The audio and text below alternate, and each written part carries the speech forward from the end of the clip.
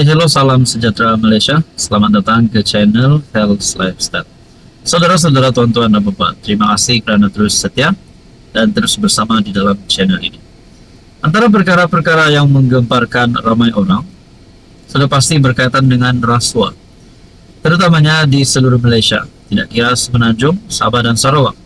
Siapapun juga pemimpin yang terlibat dengan rasuah, pasti ada gesaan untuk ditangkap, untuk letak jawatan, dipecat, dan berkata tidak layak untuk menjadi wakil rakyat, sekiranya menjadi YB ataupun wakil rakyat, sekiranya menjadi ahli parlimen ataupun ahli Dewan Undangan Negeri.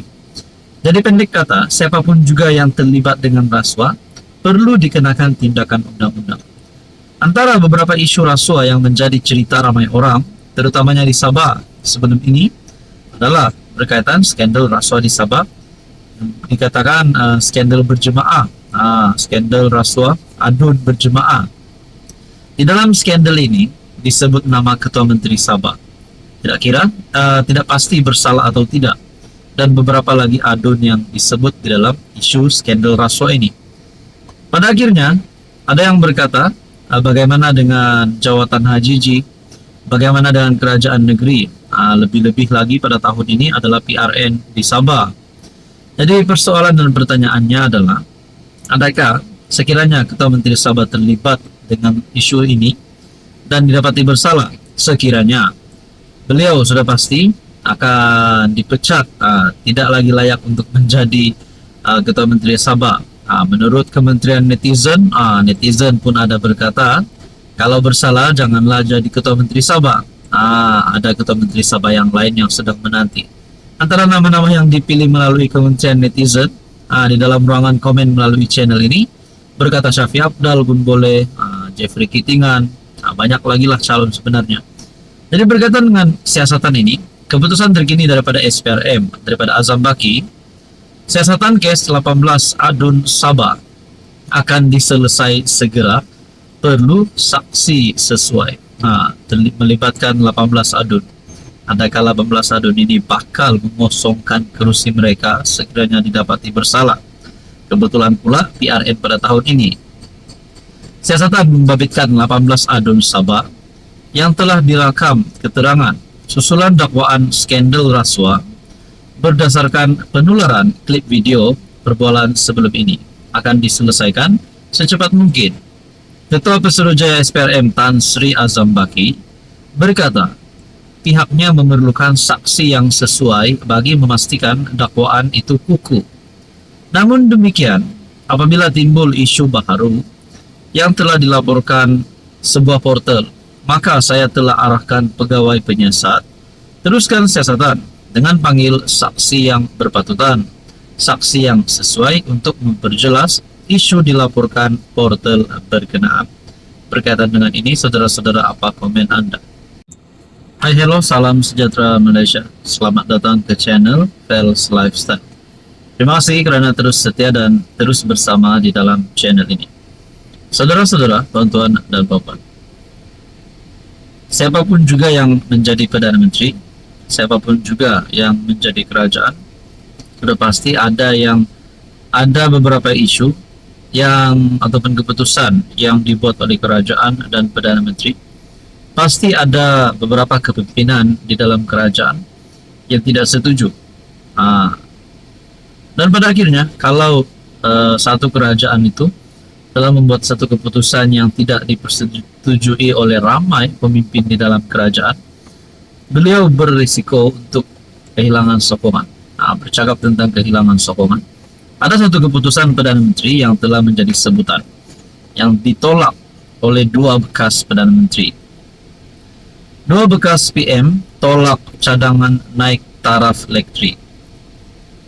Dua bekas Perdana Menteri menolak penjelasan Perdana Menteri Anwar Ibrahim yang menyatakan kenaikan tarif elektrik kepada industri dan golongan berpendapatan tinggi tidak akan menjejaskan 85% isi rumah golongan rakyat biasa.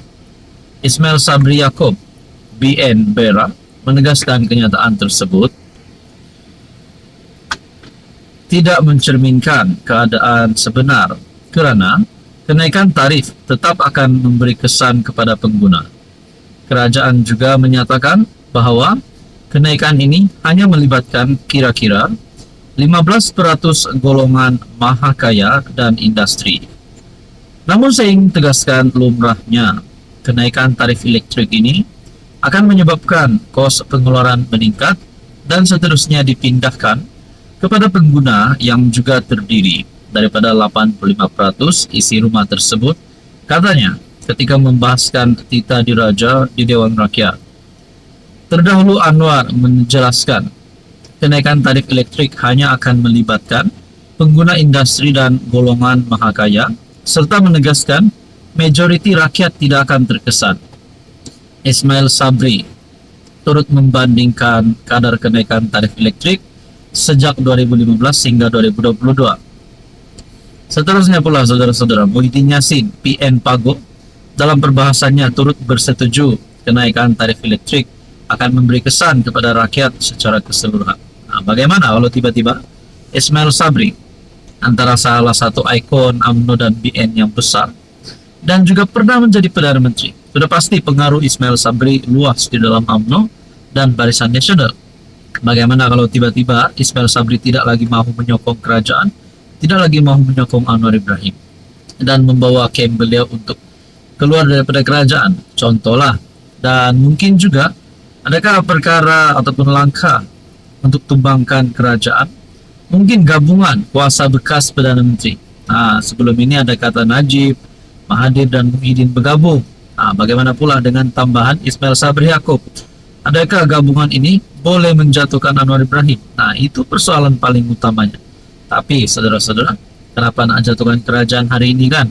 Kita tunggulah PR 16 nanti. Apa komen Anda? Hai, hello, salam sejahtera Malaysia. Saudara-saudara yang saya amat hormati, tuan-tuan dan puan. Satu lagi kejutan, di mana salah satu pemimpin besar di dalam Pakatan Harapan dikatakan terancam kedudukannya. Bukan daripada PKR, bukan daripada Amanah, tetapi daripada parti DAP, antara parti yang mempunyai banyak kerusi wakil rakyat ataupun kerusi parlimen. Pengerusi DAP Lim Guan Eng dikatakan sedang dalam kedudukan terancam. Itu selaku pengerusi DAP. Lok Nga desak Guan Eng undur, keluarga Lim cari sokongan veteran DAP. Adakah Lim Guan Eng bakal letak jawatan sebagai pengurusi DAP, bakal dipecat sebagai pengurusi DAP? Dengan pemilihan DAP yang bakal berlangsung pada Mac, kedudukan Lim Guan Eng semakin terancam selepas satu majlis makan malam Tahun Baru Cina antara dua pemimpin utama parti, Anthony Lok dan Nga Korming. Pertemuan itu bukan sahaja mengukuhkan pakatan antara Kem Lok Nga, tetapi juga dilihat sebagai tekanan kepada Guan Eng agar berundur daripada jawatan DAP, pengerusi kebangsaan DAP. Menurut sumber dalaman DAP, jika Guan Eng tidak berundur secara sukarela, dia dikatakan berisiko gagal mendapat tempat dalam jawatan kuasa eksekutif pusat CEC selepas pemilihan nanti. Menurut sumber dalaman DAP, jika Guan Eng tidak berundur secara sukarela, kalau Guan Eng tak nak berundur secara sukarela, adakah jalannya adalah untuk menggulingkan beliau ataupun menarik sokongan daripada ahli-ahli di dalam DAP untuk tidak menyokong beliau menjadi pengurusi DAP?